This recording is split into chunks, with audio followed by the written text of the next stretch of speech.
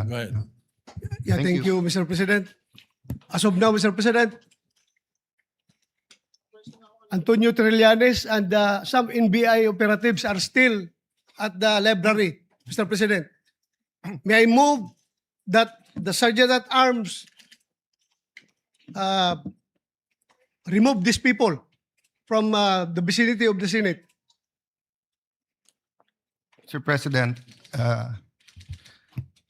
dear colleagues, Senator Trillanes, as a former member of the Senate, is welcome in the Senate and will of course be given due courtesy unless he has He is part of the harassment, unless Mr. he is President. part of the harassment. So Kasama niya. You gave me that Siya answer. ang nagawa sa Yes. NBI na harangin ako dito.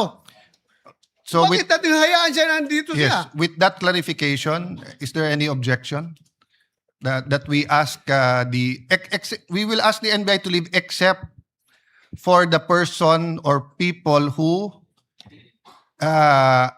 assaulted you, because in my view, our legal should bring them for inquest because they were caught flagrante delicto assaulting a senator in our premises.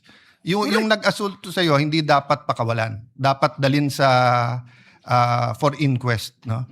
Yung kung walang kilalaman na nandito at wala silang official business dito, may motion ang Senator Bato na paalisin sila sa Senate. Is there any objection? Mr. President, Yes, Mr. President.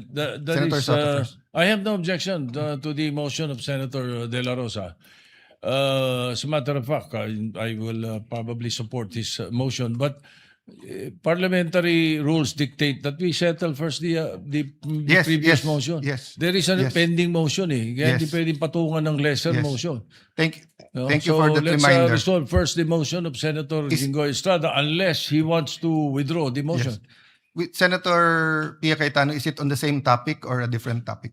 it's a continuation of the removal of the person. So I can wait until Yes, this let's motion is act first resolved. on that.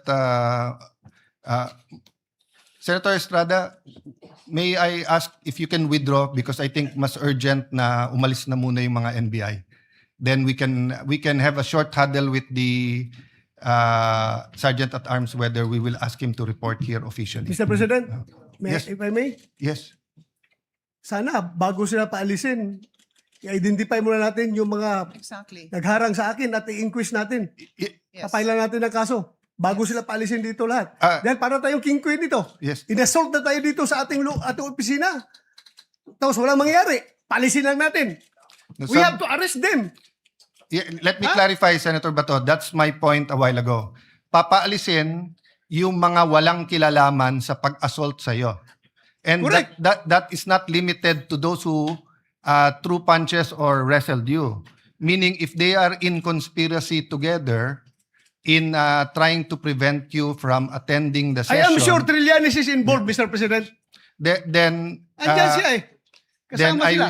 my suggestion is to consult with the legal and to bring them for inquest. No, but before that, I will follow the suggestion of Senator Soto. Can we first dispose or withdraw muna? Mr. President, I withdraw my previous motion. So since the motion is withdrawn, Senator Pia. Yes. I think this is what the Senate President had in mind in any case. Let me just put on record, I think Senator Bato will also welcome this.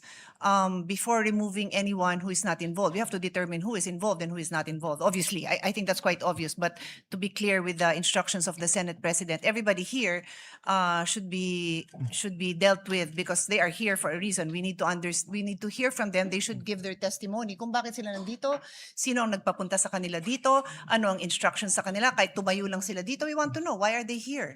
So just to be clear, I'm pretty sure that is what the Senate President meant, but perhaps we can instruct our legal team very carefully bago paalisin. Pati yung identification nila, yung official identification nila, baka may mag-missing in action dyan. We just want to be clear that everyone who had who even witnessed, even if they were just a witness, we would want to have access to them, Mr. President. Thank you. Let me clarify. No? If the committees themselves can hold in direct or indirect contempt unruly guest, may they be witnesses, may they be our employees or whatsoever, basta't non-members ng Senate, lalo na pwedeng mag-direct or indirect contempt dito sa Senado. But we are dealing with two separate things, whether what they did was contemptuous, and then secondly, whether there was a criminal offense committed within our premises in front of our faces that gives us the right for an arrest and ask the DOJ for an inquest. That is why I think the Sergeant-at-Arms took our instructions a while ago not only to view the video but to conduct an immediate investigation.